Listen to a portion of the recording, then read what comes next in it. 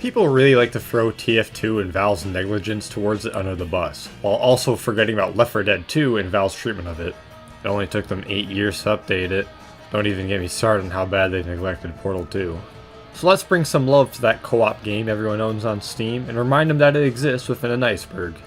As my legal team has addressed to me, I have to explain what an iceberg chart is. Iceberg charts and iceberg videos go through and explain information, common knowledge at the top, super obscure Alice in Wonderland stuff at the bottom, to put it in simple layman's terms. This specific Left 4 Dead iceberg comes from Timely Hearing 18, I think. Unlike everyone else, he doesn't seem to actually know the things on it, so I think he probably just stole it from somebody else, but I can't confirm it, so... As a result, I don't know for certain what some things on here mean, or may interpret it in some other way. I can't exactly ask about it, so fuck. With that all out of the way, let's get this show on the road.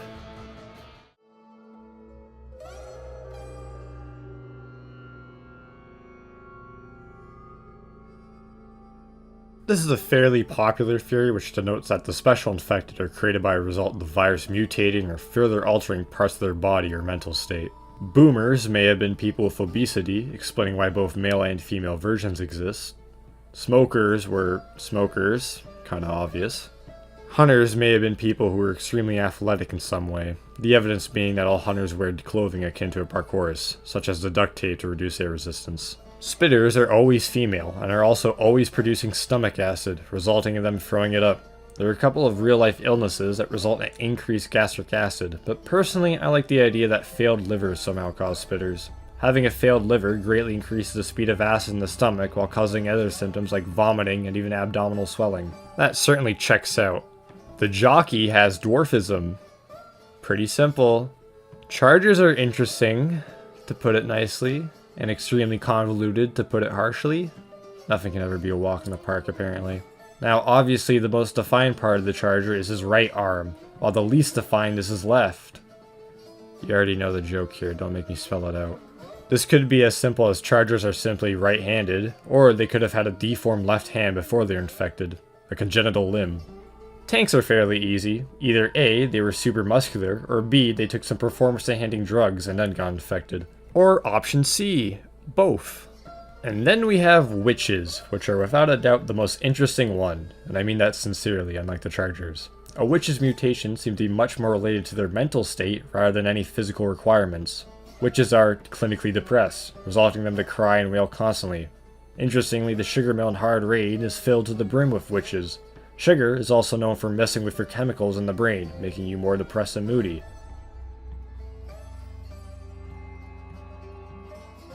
Uncommon infected aren't the same horde of zombies waltzing around the street. They're unique and much rarer. There are several types of uncommon infected, all spawning on only a select few campaigns, and even sections of said campaigns. Zombies wearing Sita hazmat suits are immune to fire. Fallen survivors are some chumps who thought they were the protagonists, only to die. They carry assorted loot on them and actively run away from players rather than fight them. Clown zombies make a lot of noise and as a result attract zombies to them. Mudmen are men covered in mud. Who'd have guessed? When they hit you, said mud blurs your vision temporarily. They also crawl around on all fours. Riot zombies are really fucking annoying. They wear body armor and can only be shot in the back. Worker zombies or hard hat zombies are super fucking lame though. They're immune to pipe bombs, and that's all they've ever had going for them in their lives apparently.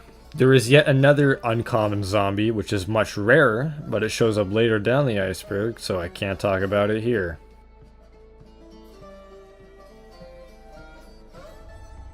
I'll be honest with you, my memory of SCP is terrible. I cannot recall at all what numbers correspond to what thing. So SCP-096, or I'm going to be calling it instead, Shy Guy, that's the wrong Shy Guy, is a creature who violently reacts to being stared at, either through a video or image.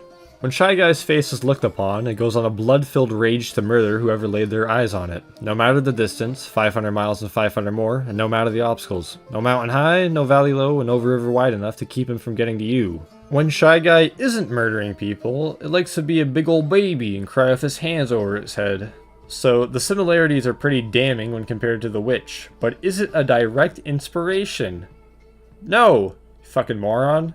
Not because the two aren't similar, and it's a coincidence, but because of a little thing you may or may not have heard of, called Slender Man? For the grandmas watching this video who have no idea who Slender Man is, despite the snazzy business suit, white face, and wants to steal your soul, he is in fact not a lawyer. In fact, he is another slender humanoid being who doesn't like his face to be seen, which is a shame because he's quite classy with that suit. Personally, I believe that Shy Guy took more inspiration from Slender Man than the Witch, but I can't confirm such claims, so have fun complaining in the comments or something.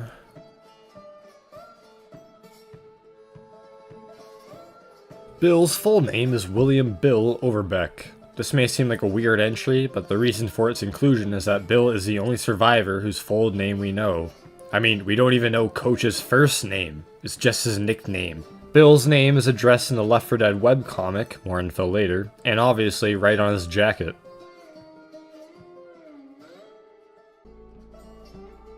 Playing around in Crash Course and going past these steam pipes here procs an interesting conversation between Zoe and Francis.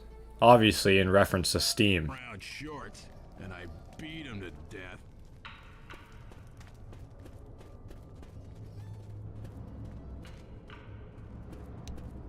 Molotov over here! Hey, watch out for that goddamn steam pipe. Man, I love steam. Oh yeah, I love steam. I just hate the pipes. Grenade!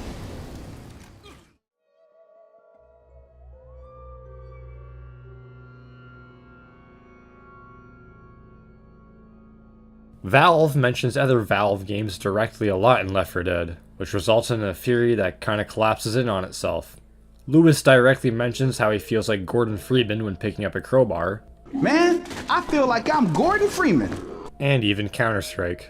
Oh man, this is just like Counter-Strike.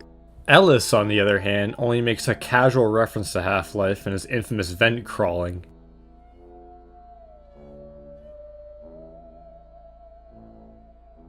Another Half-Life reference. In the first chapter of Swamp Fever, you can come across this charger here, strewn and hooked up right before starting the event to cross the river. The shape of this charger is of the lambda symbol.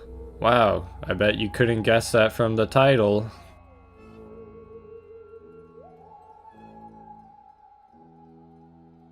As it turns out, the lovable survivors are not immune to the green flu, but are simply asymptomatic, carriers of the disease. Immune to the symptoms, but still transmitting it. This info is found out in the Left 4 Dead Sacrifice comic.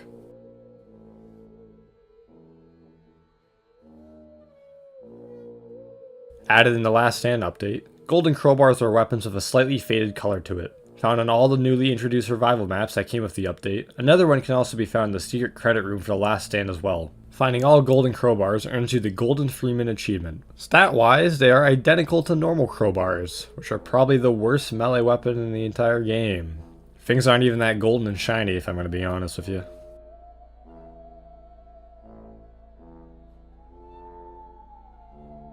The Midnight Riders are a fictional band within the world of Left 4 Dead, and I guess Counter-Strike as well. They have 30 songs, 4 of which are actually recorded for our beautiful listening pleasure. The lyrics of these songs typically reference some events in Left 4 Dead, most commonly in the song, quote-unquote, "Save me some sugar, this won't take long."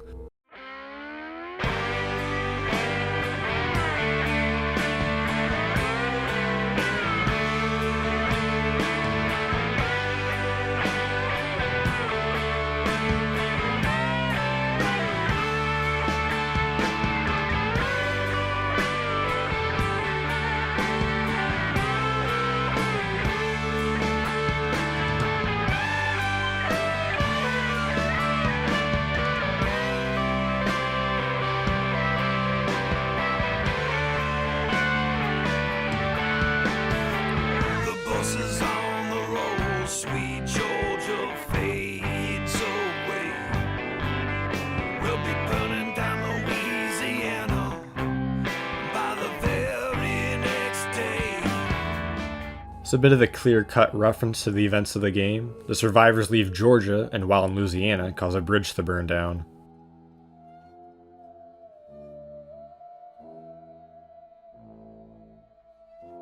Yeah? TF2 and Valve have crossover items like Bill's beret, Alice's cap, and of course everybody's favorite frying pan. What of this entry is deserving of being this deep?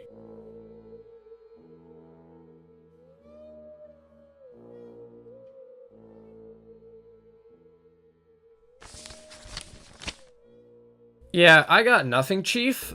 No evidence or theories or comments or anything. Not a damn fucking thing. Coach and Rochelle's relationship is reminiscent of Bill and Zoe's, kind of a father-daughter dynamic, and that's it. He puts this on the iceberg, but he doesn't mention the cut special Screamer Infected, just so we're all on the same page of what I have to work and deal with here, alright?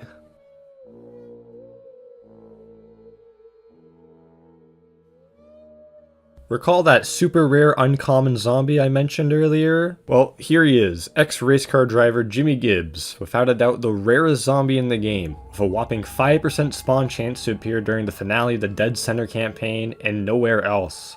Jimmy Gibbs has 1000 HP, the same as a witch, is immune to the effects of bile, pipe bombs, and fire, and he blinds people with oil when striking them. Hey, how can he be immune to fire while also coated in oil?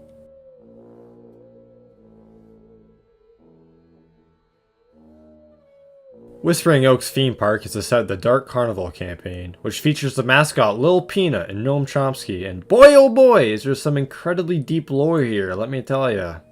So, Little Peanut is a good guy, and then there's this pistachio character who's called Mustachio, who's a bad guy, and he has skeleton minions, and that's it for the deep and incredible lore.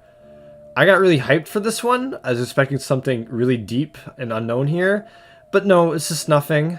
I'm tremendously disappointed.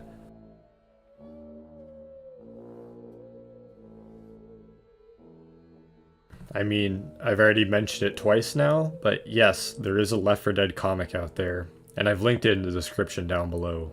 Give it a read if you want. I'm not really going to go spoil the plot for anyone, just that it goes through the events Bill, Zoe, Francis, and Lewis go in between through campaigns that we don't get to see as the player.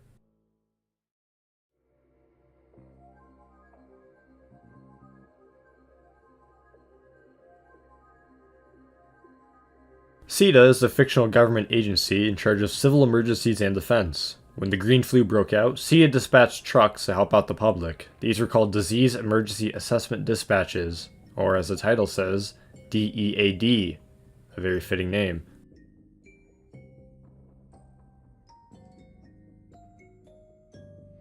I think this is supposed to relate to the rarity of the AK-47 and its relatively low spawn rate.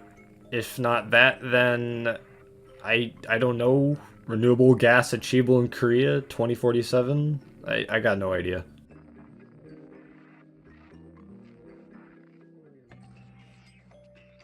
In the passing campaign, you can rarely find the Midnight Riders tour bus zoom on by. I'm not sure what causes this though, if you need to play a specific song on the jukebox here, or just have good luck. With my luck, I'd probably spontaneously combust after the house plays a royal flush, hence the video.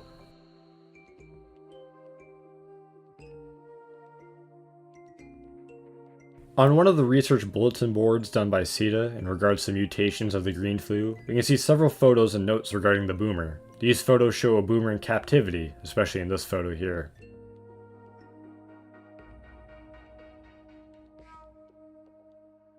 We already mentioned how TF2 has references to Left 4 Dead, but does Left 4 Dead have references to TF2? Yes, dumbass. Several actually. Ellis has a voice line saying the following. Dude, this is just like Team Fortress 2! Which is kinda ironic actually, since TF2 has an Ellis hat. And then there's also this heavy figurine on Lewis's desk in the Left 4 Dead comic. Also, Burger Tank apparently uses both the Red Heavy and Blue Pirate as mascots, if you can make them out. Here, kinda hard to see. Also, apparently Valve can't help but make 10th class jokes even outside of TF2.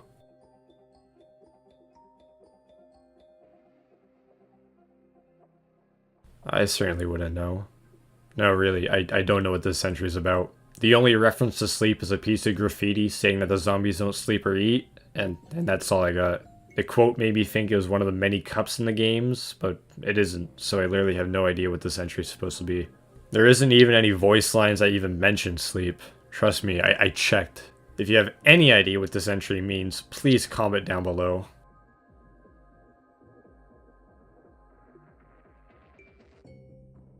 Fairly self-explanatory. Here's an example in the Church from Death Toll, which contains a majority of these names.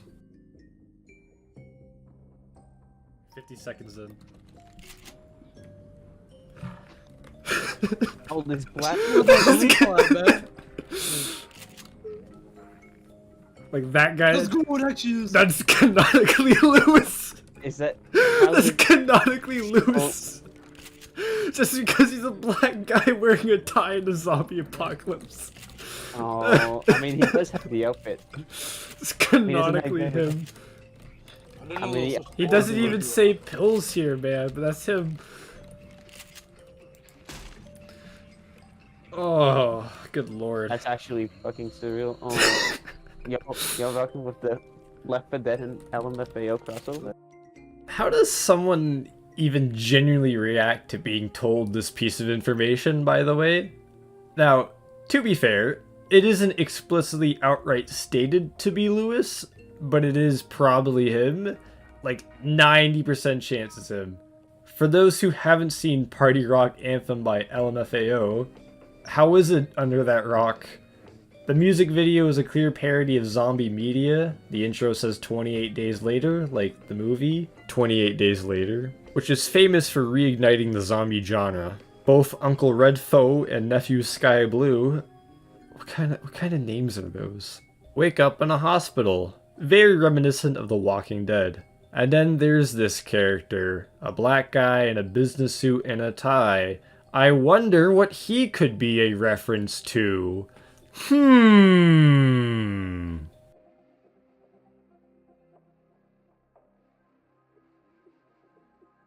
Hardcore Henry's probably much more well known for his Payday 2 crossover, but Left 4 Dead and even Half-Life quickly appeared in the movie as well. We got Super Hot, Payday 2 again, District 9, and even It Follows, to name a few quick movie posters that show up in here as well. Now, for some reason, this iceberg doesn't bring up two other movie references, so to prevent people from complaining in the comments, here we go. Left 4 Dead was involved in both Zombieland and Cabin in the Woods. Zombieland was meant to be set in the same universe as Left 4 Dead, but that never happened. And Cabin in the Woods actually shows several of the special infected in the famous monster cage scene. There was also going to be a Cabin in the Woods campaign, but that also didn't happen. Really letting me down here, Valve.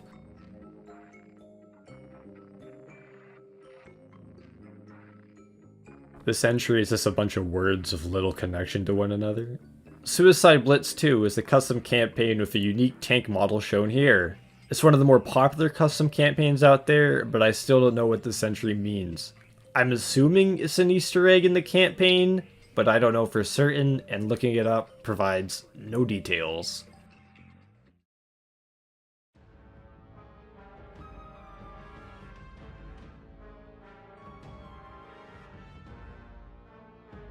Nick and Francis don't get to talk to one another one-on-one a whole lot, but oh boy, when they do. Thanks for telling us about the goddamn sewer. Which? Oh, sorry. Got confused by all your crying. Yeah, he does go on. Whatever. So what are we doing here? Take the elevator down to the generator. Don't cry on it, though. It's electrical. Despite the aggressive comments, however, Nick and Francis here appear to belong to the same gang. Francis has a tattoo while Nick has a ring, both with the same emblem on it. The usage of the word brother by Francis may also allude to some past connection. Sorry, brother. Like I've been telling you, the bridge is up until the generator gets refueled.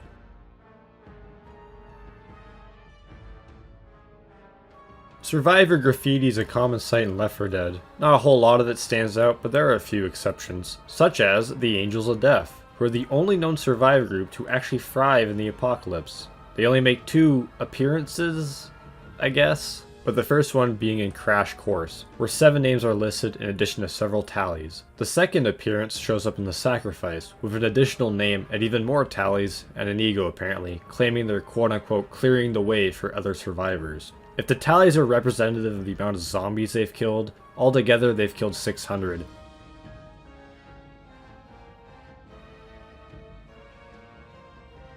Recalled when I mentioned Ellis talking about Half-Life vents like eons ago? Well, here it is again, for some reason.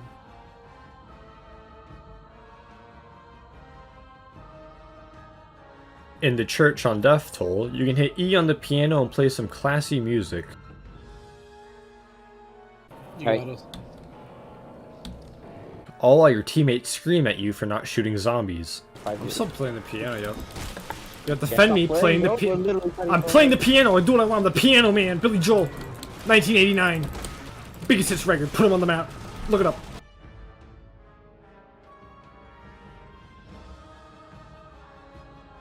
This was a change added in the Last Stand update and is without a doubt in my mind the most obscure thing ever.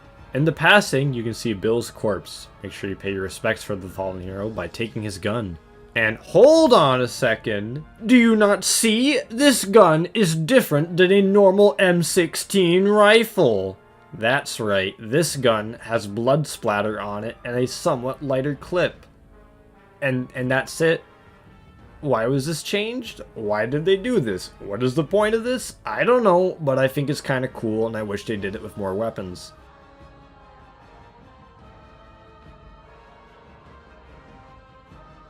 The return of the custom campaign. There's a little Easter egg and reward if you're capable of carrying Noam Chomsky to the final stage.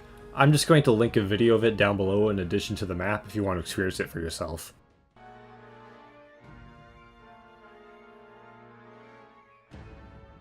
Going back to the song Save Me Some Sugar, This Won't Take Long by the Midnight Riders, the song sounds pretty standard and typical, no demonic or satanic imagery or conspiracy theories here, just some random gibberish at the 2-minute and 5-second mark, but that's it.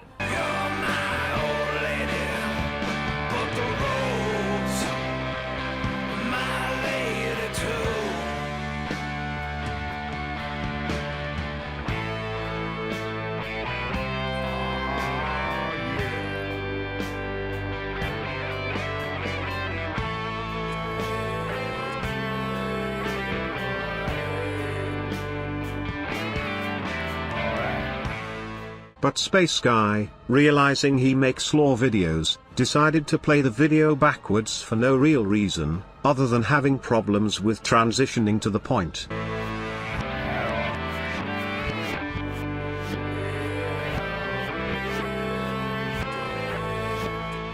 Bill is dead. Next you're gonna tell me that George Harrison is dead, and Paul McCartney is dead, and John Lennon, not sweet innocent Lennon, he can't be dead. That means that only Ringo Starr's left. Oh God. Wake me up. No, it can't be real. Not Ringo. Anybody Ringo, please. Wait, it can't be real. No. Oh, thank God, the outro music. It isn't real.